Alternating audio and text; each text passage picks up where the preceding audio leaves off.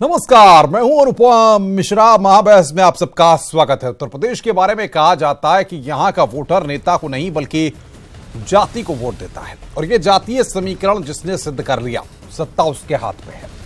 सपा बसपा ने जातिगत आंकड़ों को देखकर अपना गठबंधन सजाया है, तो वहीं बीजेपी भी दूसरे तरीके से जातियों की गोलबंदी कर रही है और इस गठबंधन को करारा जवाब देने की अब तैयारी है। पहले आप इस रिपोर्ट को देखिए, फिर बीजेपी के ब्रह्मास्त्र को हम समझने की कोशिश करेंगे। ये 16 आने सच है कि उत्तर प्रदेश में हार और जीत का गुणा गणित बनाने में जातियों की जमात अहम किरदार निभाती है।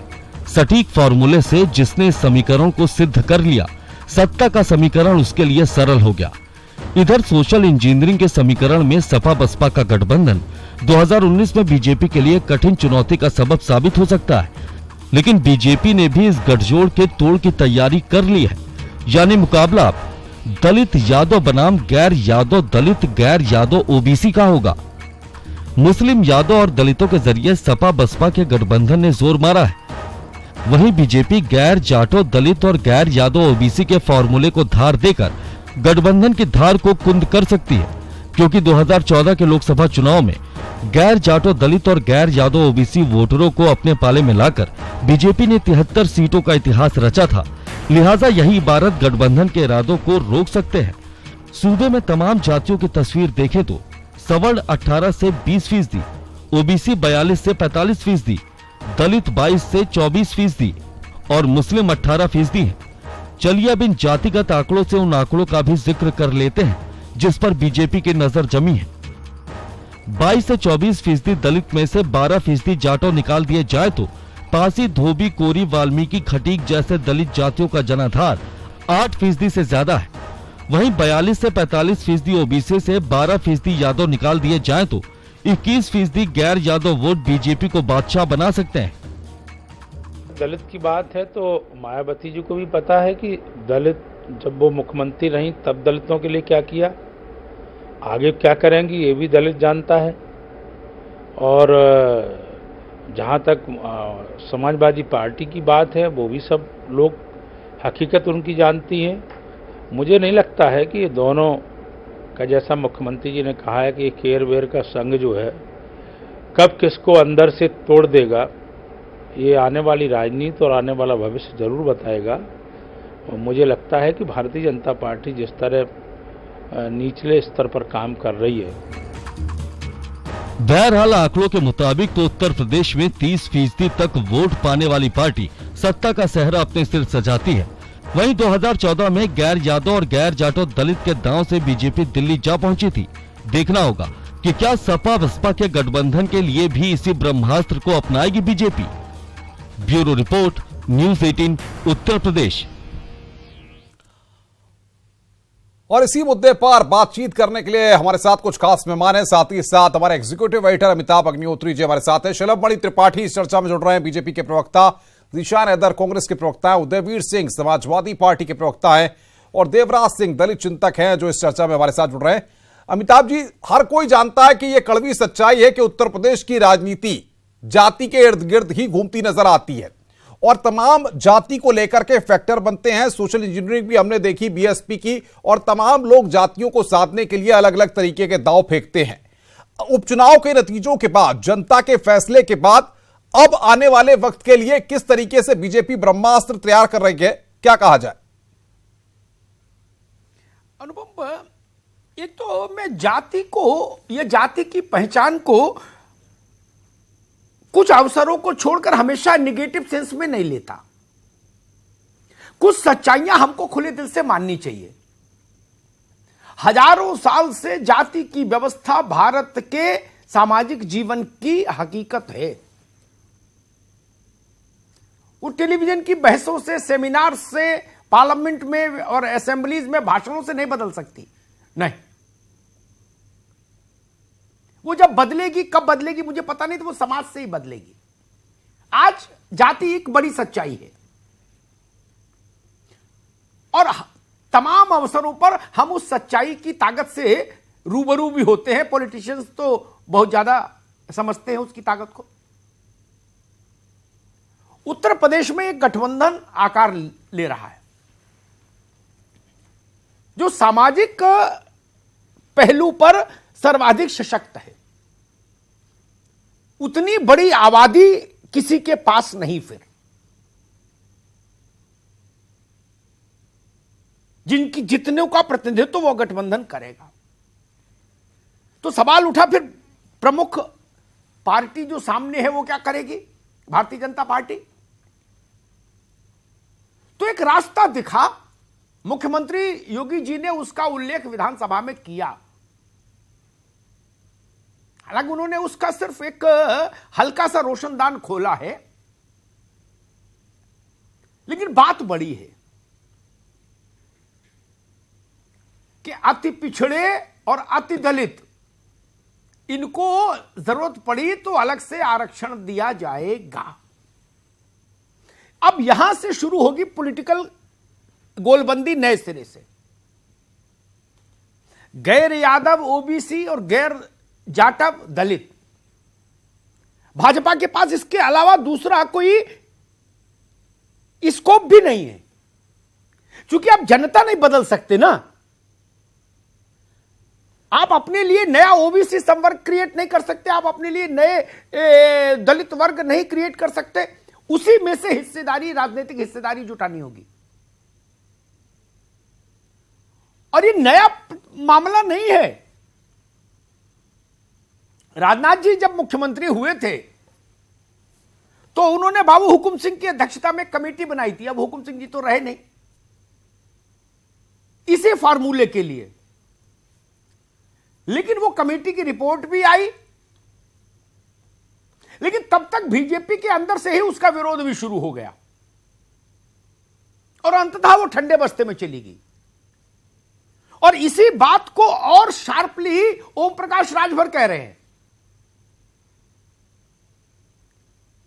वो तो उसमें और ज्यादा नीचे जा रहे हैं। वो कह रहे हैं ओबीसी में 3 हिस्से बांटो, एससी में 3 हिस्से बांटो और बराबर बराबर बांट दो, 3-3, एक हिस्सा एक को, एक हिस्सा एक को, एक हिस्सा एक को।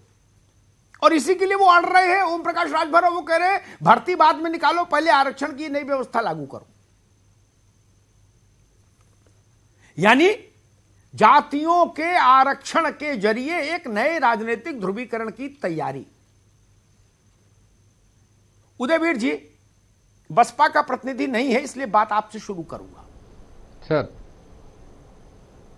आपके पास जी एक बड़ा सामाजिक वर्ग जुड़ता है, ओबीसी, दलित, अल्पसंख्यक को छोड़ भी दे तो ये तो सीधे जुड़ते हैं। अल्पसंख्यक स्वाभाविक तौर पर जुड़ जाते हैं बाद में आपके साथ, टीना फैक्टर के तहत।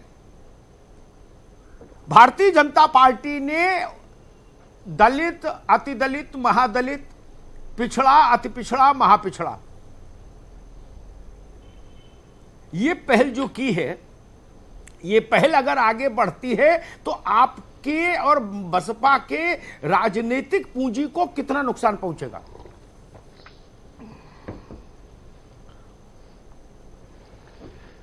अमिताभ जी, राजनीतिक पूंजी को नुकसान पहुंचाने के लिए पहले घोषणा करने वालों की मंशा और उनकी क्रेडिबिलिटी होनी चाहिए पब्लिक के बीच में, और इस विशेष तौर पर उन वर्गों के बीच में जिनको वो विभाजित करने की कोशिश कर रहे हैं।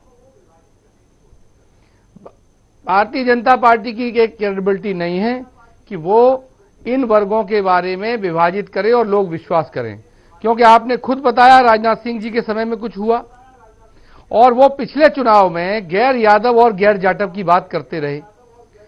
तो कोई ऐसी कैटेगरी नहीं है कि पिछड़ों में अगड़े केवल यादव ही हैं, कुछ जातियां होंगी, 3-4 होंगी। हमारे दल ने अपेक्षाकृत और राष्ट्रीय अध्यक्ष अखिलेश यादव जी लगातार कह रहे हैं, बहुत जी मैं बता रहा हूं, हमारे राष्ट्रीय अध्यक्ष जी ने बहुत स्पष्ट तौर पे कह दिया कि समाज में रिजर्वेशन के नाम पे विद्वेष फैलाने का लगातार प्रयास और दुरुपयोग होता रहा है। इसलिए आप आधार से सबको जोड़ रहे हो, आप जातियों को भी आधार से जोड़ लो।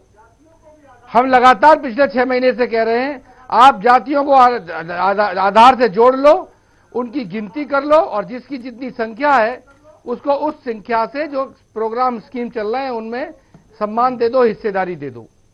भारतीय जनता पार्टी के लोगों ने 6 महीने में इस बात पे अपनी राय व्यक्त नहीं की है। जी जी ठीक है, उदयवीर भाई आएंगे आपके पास, आएंगे, बाकी मेहमानों से बात कर लूं, आएंगे, लेकिन वो तो जी आएंगे आपके पास। जीशान, ठीक है जी जी जल्दी कहिए जी।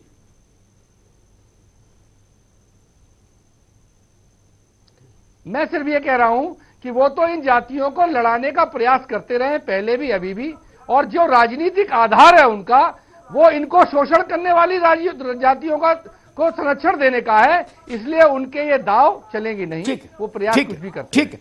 ठीक है उदयवीर जी, ठीक है उदयवीर सिंह। जीशान हैदर, उदयवीर सिंह ने एक बात कही कि जो ऐसी घोषणा कर रहा है उसकी विश्वसनीयता भी बड़ी महत्वपूर्ण है। एक आंकड़ा बताता है कि देश में सर्वाधिक दलित वर्ग के विधायक और सर्वाधिक दलित वर्ग के सांसद भाजपा की टिकट पर जीत कर आए, तो कुछ तो विश्वसनीयता होगी उस वर्ग में, तभी जीते होंगे। लेकिन आज आपसे सवाल मेरा ये, अगर दलित और पिछड़ों को भाजपा ने आरक्षण के संदर्भ में बांट दिया तो इसका राजनीतिक अर्थ क्या होगा उत्तर प्रदेश के संदर्भ में? नहीं अमिताभ जी, देखिए इसको अगर आप इसका अगर विश्लेषण ऐसे कर रहे हैं कि सब सर्वाधिक विधायक और एमपी जो है वो दलित वर्ग के, तो देखिए इनकी सरकार है, हर जगह इनकी सरकार है, 20 लगभग स्टेट्स में इनकी सरकार है, लोकसभा में सबसे सर्वाधिक इनके एमपी हैं, तो वो तो होना स्वाभाविक है। दूसरी चीज देखिए, भारतीय जनता पार्टी और दलित, हमें लगता है कहीं भी भारतीय जनता पार्टी और दलित का कभी कोई गुठजोड़ हो ही नहीं सकता। भारतीय जनता पार्टी किसको नुमाइंदगी करती है, कैसे करती है, सबको पता है। दलितों के लिए भारतीय जनता पार्टी ने कितना किया सबको पता है। तो देखिए ये उनको मालूम है कि जिस तरह से लगातार हमें लगता है फूलपुर और गोरखपुर के बाद जिस तरह से अभी राज्यसभा में एक दलित लड़ रहे थे बीएसपी और समाजवादी पार्टी के गठबंधन से, उनको हराने के लिए जिस तरह से भारतीय जनता पार्टी ने कैसे उनको हराया सबको पता है। तो दलित और भारतीय जनता पार्टी हमें लगता है एक छोर के, एक रस्सी के दो छोर हैं, और इनमें किसी भी तरह का, इसीलिए वो डिवाइड करने की, क्योंकि divide and rule Bharatiya Janata party का सबको मालूम है कहां से सीखा है उन लोगों ने, तो उसको डिवाइड एंड रूल का फॉर्मूला उनको अच्छी तरह मालूम है, तो सिर्फ वही करने की कोशिश है। इनका ये भी एक जुमला है, और जिस तरह से बाकी जुमले और झूठ साबित हुए हैं, आप देखिएगा आने वाले समय में ये भी जुमला और झूठ ही रहेगा। ठीक ठीक ठीक ठीक ठीक जीशान भाई, ठीक है। लेकिन भारतीय जनता पार्टी के एक नेता से मैंने आप वाला ही सवाल पूछा राज्यसभा के चुनाव में दलित विरोध को लेके, तो उन्होंने मुझसे कहा कि भाजपा ने 2 दलित जिता के राज्यसभा में भेजे हैं, राम सकल गुजर, राम सकल राजभर और कांता करदम। उन्होंने मुझे कहा कि हमने तो 2 दलित जिता के भेजे। आप गिनती कर रहे होंगे कि सबसे ज्यादा उनके दलित हैं वहां पे, तो बीएसपी का दलित नहीं हुआ क्या? अरे भाई जीशान हैदर, आपने मेरी बात नहीं समझी। आपने कहा राज्यसभा में भाजपा ने दलित को नहीं जाने दिया, तो मैंने कहा मैंने आपका सवाल भाजपा के एक बड़े नेता से पूछा था, ये बात मेरे दिमाग में जब आई थी, तो उन्होंने मुझे कहा कि भाजपा की नॉमिनी के रूप में 2 दलित राज्यसभा पहुंचे हैं उत्तर प्रदेश से। मेरी बात को तो समझिए, तब उस पर प्रतिवाद करिए। मित्र देवराज जी। जी मैं समझ रहा हूं। बिहार में यह फार्मूला चला और आरक्षण को, पिछड़ों के आरक्षण को, दलितों के आरक्षण को विभाजित किया। उसके राजनीतिक अर्थ भी निकले, लाभ हानि भी हुई, किसी को लाभ हुआ, किसी को हानि हुई। उत्तर प्रदेश में अगर यही चीज दोहराई गई जिसकी कोशिश हो रही है, तो सामाजिक गोलबंदी पे कितना फर्क देखते हैं? देखिए, जो जातियों की गोलबंदी है, देखिए ये 2 आधार हैं जी। 2 आधारों पर मैं इसके बारे में बात करूंगा। पहली बात है कि रिजर्वेशन में सब यानी रिजर्वेशन विद इन रिजर्वेशन, हाँ, कोटा के अंदर कोटा, कोटा के अंदर कोटा जी। तो ये एक बहस चल रही है समाज में पहले से ही। जो जातियां जिनको लगता है कि हमें प्रतिनिधित्व नहीं मिल रहा है, हम लोगों को अवसर नहीं मिलता है, तो वो लोग मांग करते रहे हैं इसके लिए। जो जातियां पिछड़ी हैं और जो कुछ उसी वर्ग में जो अनुसूचित जाति वर्ग है या अनुसूचित जनजाति वर्ग है या फिर ओबीसी वर्ग है, कुछ जातियां उसमें कुछ डोमिनेट हो चुकी हैं। तो उस कड़ी में ये एक मांग है कुछ लोगों की, और इसमें जिन लोगों को न्याय नहीं मिल रहा है तो उसके लिए एक हो सकता है कि इसमें उन्हें एक अवसर मिले। लेकिन दूसरा पक्ष ये है जो मैं रखना चाह रहा हूं कि ये जो रिजर्वेशन है, आज रिजर्वेशन सरकार में इतनी नौकरियां नहीं है, हर साल नौकरियां कम होती जा रही हैं। तो ये जो रिजर्वेशन का जो मुद्दा है ये राजनीतिक मुद्दा रहता है, इसमें पॉलिटिकल पार्टीज बस मुद्दा ला रही हैं और उसमें कितना फायदा किसको हो रहा है, पहली वैकेंसी कितनी जी, आज विषय ये नहीं वैकेंसी कितनी में निकलेंगी, रामलाल को, ननकू को नौकरी मिलेगी कि नहीं मिलेगी, वो तो हम 70 साल से देख ही रहे, 30 साल से लड़ाई भी लड़ रहे, वो इशू नहीं है। मैं तो कह रहा हूं हर निर्णय जो जाति से जुड़ा होता है, आरक्षण से जुड़ा होता है, वो भारत की राजनीति पर लाइटनिंग इफेक्ट करता है, बिजली की तरह परिणाम देता है, देखिए पक्ष या विपक्ष में। मैं सिर्फ उतनी बात कर रहा हूं, उसी बात को मैं कह रहा हूं, ये जो प्रभाव नौकरी है, मिलेगी नहीं मिलेगी वो भविष्य की बात नहीं, मैं उसी बात को तो कह रहा हूं। पॉलिटिक्स के लिए ये क्या हो रहा है, क्योंकि नौकरियां हर समय हर साल कम होती जा रही हैं, अवसर कम होते जा रहे हैं, सारा सेक्टर प्राइवेटाइजेशन, वो अलग बहस है कि अवसर वो अब किसी, हम एक दिन एक विषय उस पर ही फोकस रखना चाहते हैं। देखिए मैं यहाँ पर ये कह रहा हूँ कि पॉलिटिकल पार्टी से गेन करना चाह रही हैं, ठीक बात, जो मुद्दा ला रही है, मैं इसी बात को ही कहना चाह रहा हूँ कि ये केवल पॉलिटिकल गेन का मुद्दा है और इसे जब चाहते हैं जब ये ले आते हैं पार्टियां। जी, लेकिन पहली बार सरकार ने बोला, इसलिए बात गंभीर हो जाती है, सेमिनार का विषय नहीं, ये विधानसभा में मुख्यमंत्री का बोलना उसकी महत्ता को बताता है कि सरकार गंभीर है इस तरह के मूव को लेकर। शलभ मणि जी, अचानक ये बात याद आई, संकल्प पत्र में ये बात नहीं, घोषणा पत्र में ये बात नहीं, उत्तर प्रदेश विधानसभा के चुनावों में मंचों पर ये बात नहीं आई, राजनाथ जी के समय में बाबू हुकुम सिंह की रिपोर्ट मेरे ख्याल से पता नहीं किस अलमारी में सचिवालय में होगी, ढूंढना भी मुश्किल, होगी भी कि नहीं होगी। इधर गठबंधन हुआ और उधर ये बात आई कि ना अब कोटा में से कोटा बांटेंगे, तो सवाल तो उठेगा भाई, इतना महत्वपूर्ण विषय संकल्प पत्र में आ सकता था। आपने खुद ही जब ये डिबेट, जी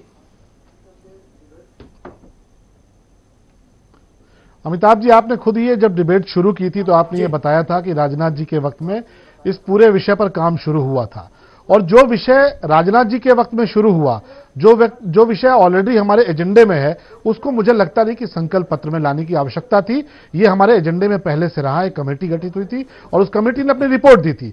सवाल ये है कि सिर्फ आरक्षण का लाभ कुछ खास परिवारों को, कुछ खास लोगों को क्यों मिले? इतने साल हो गए आरक्षण लागू हुए और आप देखिए एक परिवार है वो लगातार तरक्की करता चला जा रहा है। अमिताभ जी, आप गांव में जाइए, आप देखिए कुछ ऐसे लोग हैं बेचारे जो पिछले 40 साल 50 साल से जो गरीब थे आज भी गरीब हैं, उनको ये पता नहीं कि आरक्षण कैसे मिलता, उनको ये भी नहीं पता कि आरक्षण का लाभ कैसे होता। जीशान भाई बहुत बड़ी बड़ी बातें कर रहे थे कांग्रेस के लिए, क्या किया, इतने साल तक रूल किया कि आज भी बहुत से लोग बेचारे आरक्षण के वर्ग से आने के बावजूद उनको इंसाफ नहीं मिला। तो निश्चित तौर पर यह वक्त आ गया है, और पहले भी इसको लेकर भारतीय जनता पार्टी ने बात की थी कि आरक्षण की मलाई सिर्फ कुछ लोगों ने काटी है, एक बहुत बड़ा तबका है जिसको यह भी नहीं पता कि आरक्षण किस चीज का नाम है, उसका फायदा क्या होता है, उससे किस तरह लाभ हो सकता है। तो अब वक्त इस बात का आ गया कि उस वर्ग को आरक्षण का लाभ मिलना चाहिए। आप उठाकर देखिए, एक एक परिवार राज करता चला गया, आईएएस का बेटा आईएएस होता चला गया, पीसीएस अफसर का बेटा पीसीएस अफसर होता चला गया, और जो गांव में गरीब है, जो दलित है बेचारा, जाति पिछड़ा है, उसका कोई फायदा नहीं मिला।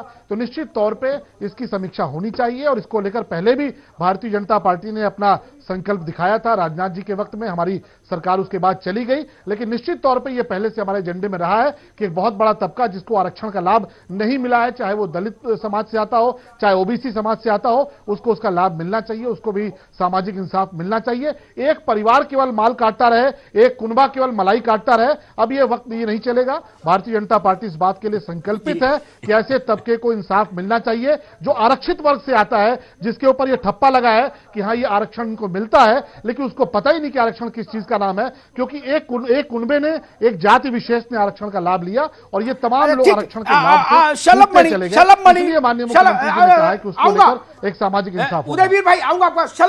शलभ जी एक मिनट, एक बड़ा जेन्युइन प्रश्न उदयवीर सिंह पूछते, जीशान हैदर पूछते, तो आप ये कह सकते थे कि भाई आप राजनीति कर रहे हो। ये प्रश्न मैं पूछ रहा हूं जनता की तरफ से, भाजपा इतने सारे राज्यों में शासन कर रही है,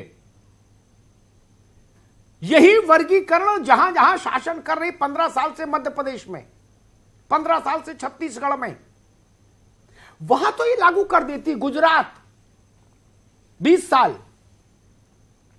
वहां ये सामाजिक न्याय बराबरी का सिद्धांत क्यों नहीं लागू किया?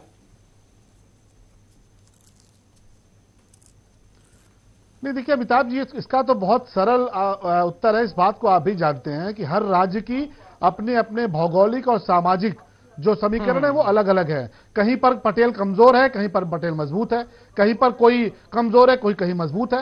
उत्तर प्रदेश की स्थिति से पटा है। बोलने दीजिए उदयवीर भाई, परेशान मत होइए, आप ही की पोल खोल रहा पटेल का मसला नहीं, समाजवादी पार्टी की सरकारों में पटेल और यादव का मसला नहीं।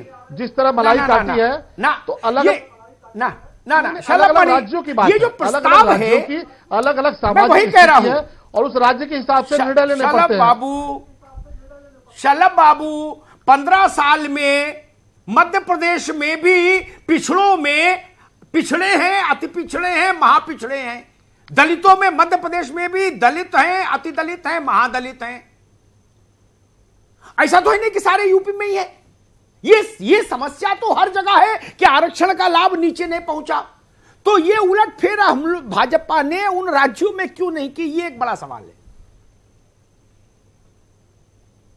उदयवीर भाई आ रहे हैं आपके पास। नहीं, मैं इसी बात को कह रहा हूं। देखिए, बिहार में पहले से लागू है, उत्तर प्रदेश में इसकी जरूरत महसूस की जा रही है और भारतीय जनता पार्टी पे आप इसलिए राजनीतिकरण का आरोप नहीं लगा सकते कि ये राजनाथ जी के वक्त में इसकी शुरुआत हुई थी। आप ये नहीं कह सकते कि गठबंधन हुआ इसलिए हम करने चले आए। ये तो हम बहुत पहले से कहते आ रहे हैं कि आरक्षण की मलाई एक कुनबे ने काटी है, एक परिवार ने काटी है और एक जाति विशेष ने काटी है। अति पिछड़े कहे जाते हैं पर उसमें भी कुछ जाति के लोगों को उसका फायदा मिला, दलितों में भी कुछ खास बिरादरी को उसका फायदा मिला। तो सामाजिक इंसाफ होना चाहिए। उदयवीर जी जल्दी से कहिए, फिर ब्रेक पे जाना है, फिर ब्रेक के बाद बाकी बात।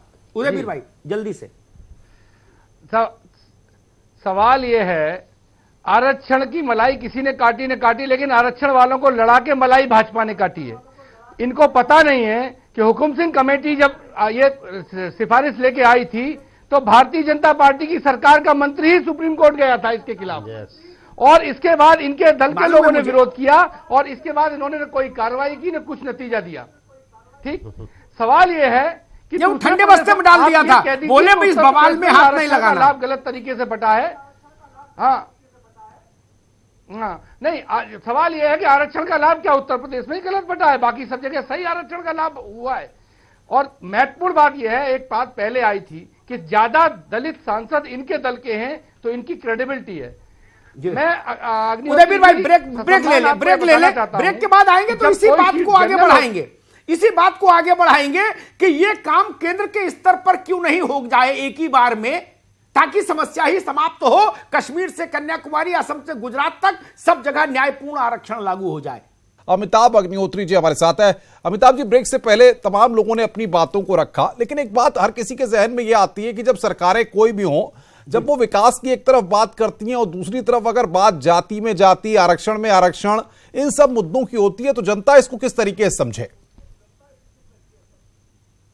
अनुपम, विकास की बात भी ठीक है, लेकिन विकास चुनाव जिताने की गारंटी नहीं हो सकता जब तक कि बच्चों को नौकरी और किसान को फसल के लागत से 1.5 गुना मूल्य न दे रहे हो।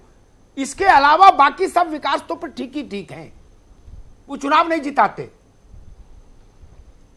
उदयवीर सिंह बैठे हुए हैं, हाईवे तो अच्छा बनाया था, मेट्रो भी थी, लेकिन हाईवे के आसपास के गांव भी चुनाव में हार गए। वो हकीकत फिर दूसरी है। देवराज जी, एक सवाल मेरे जहन में आया जो ब्रेक पे जाने से पहले जिसकी हम लोगों ने कुछ चर्चा की थी।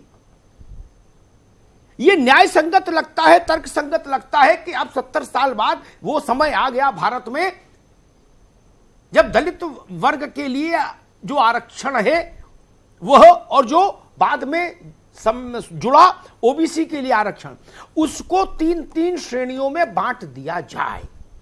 जैसे हम अचार बनाते हैं तो धूप में रखते हैं ना देवराज जी, फिर उसको पलटते रहते हैं ना, ताकि नीचे तक अचार पक जाए। ठीक है ना, वरना सारी धूप पहले लेयर में रह जाएगी।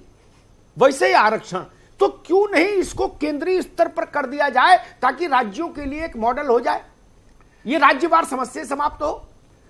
देखिए, जो रिजर्वेशन का मुद्दा है केंद्र अपनी तरफ से करेगा, और राज्यों में जो जातियां हैं केंद्र जो करता है उसकी अलग सूची है और राज्यों की सूची अलग बनती है। मैंने नहीं कहा सूची से, मैं ये मुझे पता है, मैंने क्या कहा, एक मॉडल हो जाएगा। जी जी, होना चाहिए। एक बृहत्तर रूपरेखा केंद्र से बन जाएगी तो वो राज्यों के लिए सरलता हो जाएगी पूरे देश में। मैं इस बात से सहमत हूं कि इस तरह का अगर कोई प्रोविजन आता है तो इस तरह का आएगा तो राज्यों के लिए भी वो सहूलियत रहेगी। लेकिन ये जो विषय आ रहा है ये राज्यों में, कई राज्यों में ये लागू भी है, तो जैसे बिहार में ये लागू है और इस तरह से और कुछ राज्यों में ये फॉर्मूला लागू है, तो ये उस कड़ी में जायज़ है कि जिस तरह से जिस समाज के लोग नहीं आ पा रहे हैं तो उनको एक मौका मिलेगा। तो एक जो रिजर्वेशन का इस तरह का जो डिबेट छिड़ रही है आज की डेट में, वो उन लोगों को एक अवसर मिलने का एक मौका है। और दूसरी बात मैं यहाँ पर यह भी कह रहा हूँ कि जो पॉलिसी है उस पॉलिसी में भी किस तरह की पॉलिसी कि जो एक व्यक्ति जिसको एक बार मिल रहा है, आईएएस बन गया, उसके बच्चे आईएएस बनते जाएंगे, तो ये एक लिमिट होनी चाहिए। और ये जो दूसरा जिन लोगों को नहीं मिला अभी तक उनको भी ये ऐसी पॉलिसी बने कि उन लोगों को उस दायरे में लाया जाए। यहाँ पर हाँ मैं समझ गया, मतलब रोटी एक ही तरफ सेके जा रहे हो, दूसरी तरफ तो अभी कच्ची है। मैं समझ गया, ठीक बात। उदयवीर जी, अगर ये व्यवस्था जी बिना चुनाव को ध्यान में रखे हुए देश भर में लागू कर दी जाए कि दोनों वर्ग जो हैं हमारे पिछड़ा वर्ग और दलित वर्ग, उनके लिए जो आरक्षण इस देश ने स्वीकार किया उसको 3-3 श्रेणियों में बांट दिया जाए, देशी भाषा में कहूं लौटपटा हो जाए, हिलता डुलता रहे आरक्षण ताकि नीचे तक जाए रोशनी जी, तो कोई दिक्कत जी। समस्या यह है जी कि जब इस तरह का विभाजन का प्रयास होता है तो वो जाति संघर्ष में कन्वर्ट हो जाता है। जातियां दावा करती हैं कि मुझे इस वर्ग में जाना चाहिए, कि मुझे इस वर्ग में नहीं होना चाहिए। इसीलिए हमारे दल ने एक मांग की कि जैसे हमने समाजवादी पेंशन लागू की तो प्रदेश के जो वर्गीकृत आंकड़े थे उनके हिसाब से उन वर्गों के लिए आरक्षित कर दिया। हमारा कहना यह है कि आप आधार की तरह जाति को गिन लीजिए और जिस जाति की जितनी संख्या है उसके हिसाब से उस जाति को दे दीजिए, उसका सम्मान दे दीजिए, उसे योजनाओं में हिस्सेदारी दे दीजिए। वो अपने वर्ग के बीच में संघर्ष करेगा और जो अपने वर्ग का टॉपर होगा या अच्छा परफॉर्म करेगा वो लाभ लेगा। जी ठीक, उदयवीर जी आपकी बात ठीक है, लेकिन इसमें बड़ी भारी दिक्कत मालूम क्या है? एक से सुन लीजिए मित्र, हिंदुस्तान में इतनी सरकारें आई जवाहरलाल जी से लेके आज तक, जाति की संख्या कितनी है ये किसी ने नहीं बताया। रिपोर्ट हर प्रधानमंत्री ने अपनी टेबल पर रख ली छुपा के। सबसे पहले तो जरूरी है ये तो बताओ लिखत तो आधार कार्ड है ना, कौन सी जात कितनी है। किसी पर जात नहीं, अभी इंडिया है, आधार है अमिताभ जी। आधार में जाति नहीं लिखी ना उदयवीर सिंह, जिशान हैदर लिख ले बस। जब मोबाइल को जोड़ सकते हैं, आईटीआर को जोड़ सकते हैं तो जाति भी जोड़, विषय अलग है उदयवीर सिंह, वो विषय अलग है अभी फिलहाल। जिशान हैदर, एक बड़ा सवाल, जब सारी राजनीति जाति की संख्या पर होनी है, सारी सरकारी योजनाओं का लाभ जाति की संख्या से तय होना है, लेकिन जात की किसकी संख्या कितनी है नहीं बताता कोई। शलभ मणि दूसरी संख्या देंगे, बीजेपी सपा दूसरी देगी, बसपा तीसरी देगी, कांग्रेस चौथा देगा, ओम प्रकाश राजभर पांचवा आंकड़ा देंगे और चैनल वाले छठा। जाति आधारित जनसंख्या के आंकड़े क्यों नहीं सार्वजनिक होते कभी, ताकि ये पता लगे कि किस जाति के कितने लोग हैं।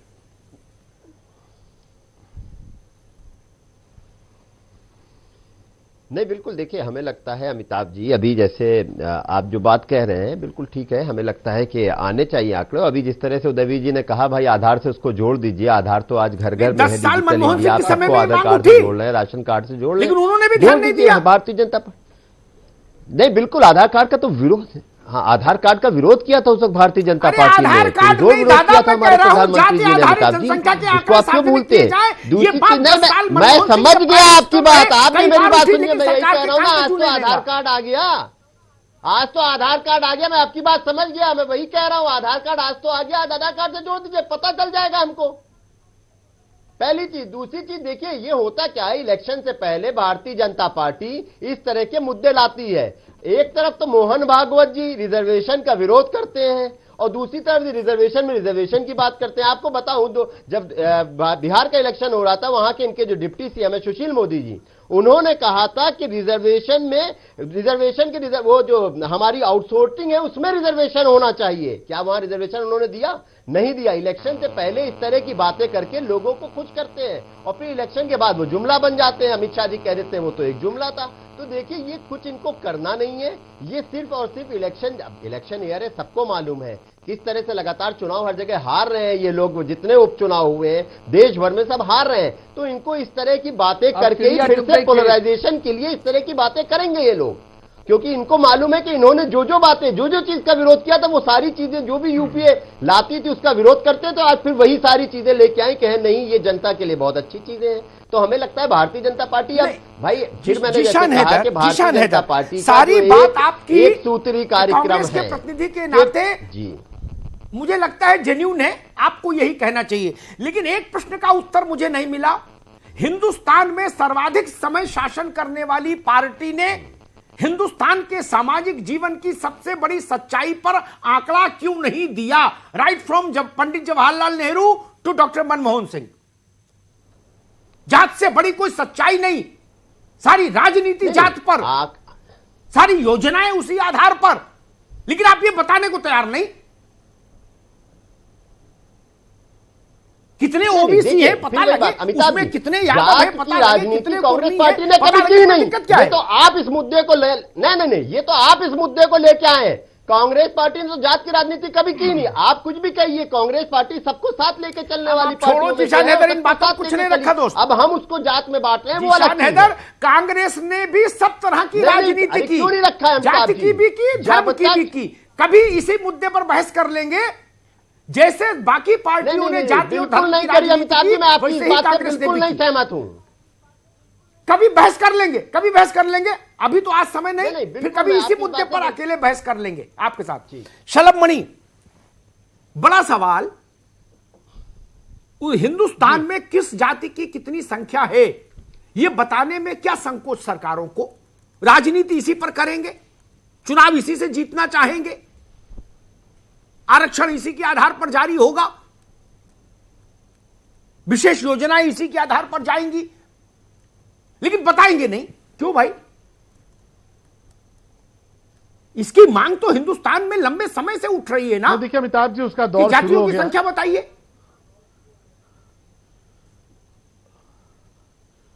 इस बात का दौर शुरू हो गया अमिताभ जी, और निश्चित तौर पे देखिए बहुत सी चीजें भी सामने आएंगी।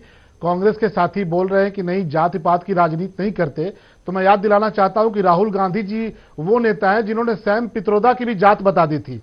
आपने भी और हमने तब जाना था कि वो बढ़ई परिवार से आते हैं, जब राहुल गांधी जी ने मंच से कहा कि ये सैम पित्रोदा नहीं, सैम पित्रोदा विश्वकर्मा है।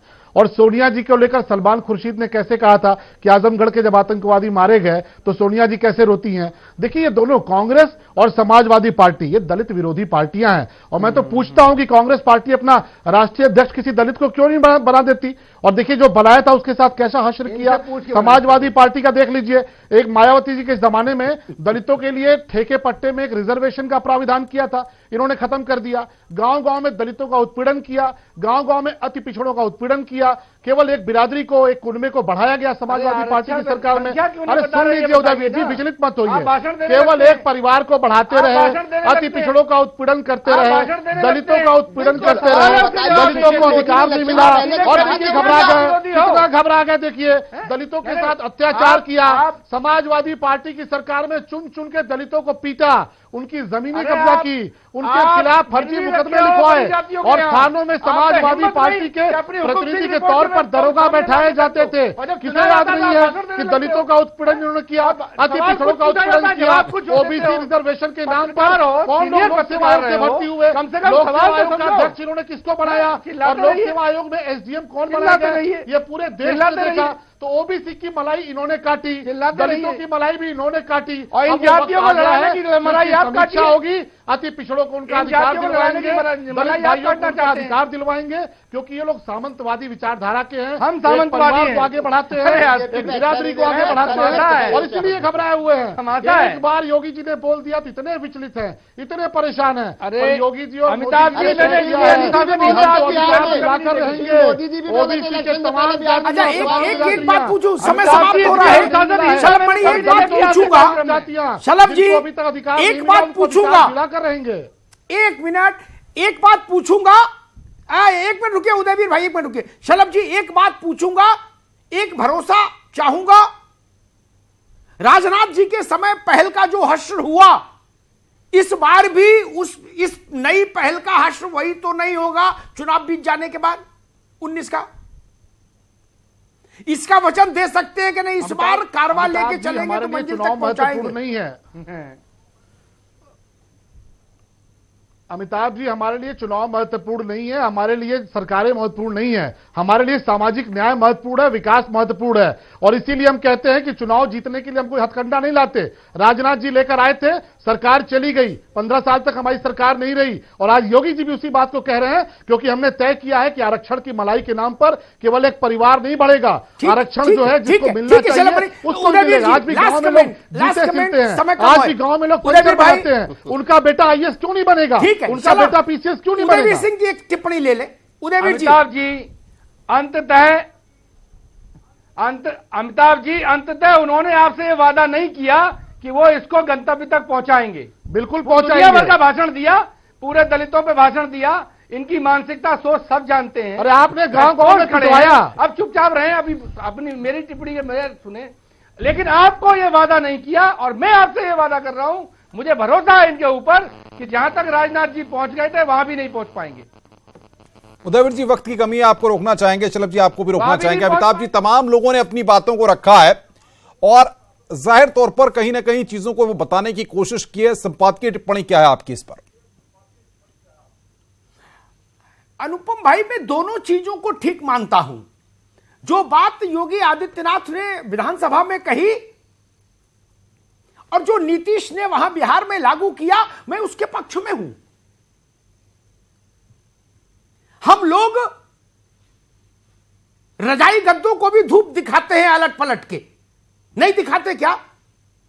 और 70 साल से आरक्षण की व्यवस्था को धूप ही नहीं दिखा रहे। चौराहे पर लड्डू रख दिया, जो सबल है वही हर बार डब्बा उठा के भाग रहा है, जो कमजोर है वो तो डब्बे तक पहुंच ही नहीं पाया 70 साल में। यह बदलाव होना चाहिए। और हां, मैं इस बात के भी पक्ष में हूं। अभी मैंने अखिलेश यादव को भी सुना इधर कुछ दिनों, जब उन्होंने यह मुद्दा उठाया कि भाई जब सब कुछ डिजिटलाइज्ड हो रहा है, तकनीक प्रामाणिक तौर पर उपलब्ध है, हेराफेरी की गुंजाइश नहीं, तो आधार से ही जोड़ दो। एक पुख्ता पहल हो सकती है, आधार में जाति का भी उल्लेख हो जाए, एक टिप पर सारी चीज रहेगी, किस शहर में किस जाति का कितना प्रतिनिधित्व है, किस जिले में, किस मंडल में, किस प्रदेश में और पूरे देश में कितना प्रतिनिधित्व है। एक पारदर्शी व्यवस्था बन जाए। जाति के नाम पर सत्ता भी चाहोगे, चुनाव भी लड़ोगे, फिर पर्देदारी भी करोगे, चुनाव जाति पर लड़ेंगे, उसके बाद उदारवादी भी बनेंगे। ये राजनेताओं को ये ढोंग बंद करना चाहिए। और एक बात मैं कहूंगा, प्रतीकों से कभी वर्गों का कल्याण नहीं होता। इंदिरा जी इस देश की सशक्त प्रधानमंत्री थी, 16 साल प्रधानमंत्री रही। लेकिन इसका अर्थ यह नहीं हुआ कि इंदिरा जी के भारत में महिलाएं निर्भय हो गई थी। नहीं, वो एक आइकॉन थी। ऐसे ही तमाम उदाहरण हैं। कोई दलित नेता दलितों के कल्याण की गारंटी हो, नहीं। कोई सवर्ण नेता सवर्णों के कल्याण की गारंटी हो, मैं नहीं मानता। कोई पिछड़ा नेता पिछड़ों के कल्याण की गारंटी मैं नहीं मानता। उनके वर्ग उनकी राजनीति चलाने के लिए तो ठीक है, लेकिन वो उनके कल्याण की गारंटी बने हो, अतीत तो नहीं बताता। इतिहास इस बात की पुष्टि नहीं करता। इसलिए आरक्षण पर एक ऐसा चिंतन जरूरी है जो आरक्षण के अधिकार को तो अक्षुण्ण रखे, लेकिन उसके तरीके में बदलाव सोचे। तरीके में बदलाव होना चाहिए। अभी देवराज जी भी वही कह रहे थे। इन्होंने जातियों के वो सामाजिक प्रभाव पर लंबा अध्ययन किया है, और अगर तकनीक से जुड़ जाए तो क्या बुराई है। कहीं कोई खेल हो ही नहीं पाएगा। और मैं तो कहूंगा हमसे ज्यादा लाभ राजनीतिक दलों को होगा जब आप उम्मीदवार चुनते हो तो भी तो जात देखते हो। तब आपको ज्यादा प्रामाणिक ढंग से पता लग पाएगा कि खटीक कितना है, कुर्मी कितना है, कोरी कितना है, बामन कितना है। अभी तो आप अनुमान पर खेलते हैं, तब आप प्रामाणिक संख्या पर अपनी राजनीति बना पाएंगे। आइए एक नए भारत की रचना यहीं से शुरू कर दें। जिनको आरक्षण का लाभ 70 साल में नहीं मिला, उन जातियों तक आरक्षण का प्रकाश पहुंचना ही चाहिए। और मैं इस बात के भी पक्षधर हूं कि जिनके परिवार में कोई दरोगा हो गया, इंस्पेक्टर हो गया, कलेक्टर हो गया, कप्तान हो गया, या एमएलए हो गया, एमपी हो गया, उनको आरक्षण की जरूरत नहीं होनी चाहिए। वो आरक्षण वो अपने से ज्यादा गरीब लोगों तक ट्रांसफर करें। सामाजिक स्तर पर यह उदारता नहीं हो सकती, इसलिए इसके लिए व्यवस्था में परिवर्तन होना चाहिए। आज हिंदुस्तान की जरूरत है। और जब हमने हर चीज तकनीक से जोड़ी उसको प्रमाणित करने के लिए, तो एक बार जाति को भी जोड़ दीजिए। कोई बुराई नहीं इसमें। पारदर्शिता आएगी, प्रामाणिकता आएगी, और दलित में जो सबसे ज्यादा दलित है, सबसे ज्यादा दुखी है, पिछड़ों में जो सबसे ज्यादा वंचित है, उस तक रोशनी पहुंचेगी। चुनाव आते रहेंगे, जाते रहेंगे, लोग हारते रहेंगे, जीतते रहेंगे, लेकिन उन वर्गों का भी कल्याण होना चाहिए। खिड़कियां मत खोलिए, आइए एक नया दरवाजा खोलें। धन्यवाद। अमिताभ जी, आपका साथ तमाम मेहमानों का चर्चा में जुड़ने के लिए बहुत बहुत शुक्रिया। महाबहस में आज बस इतना ही। नमस्कार।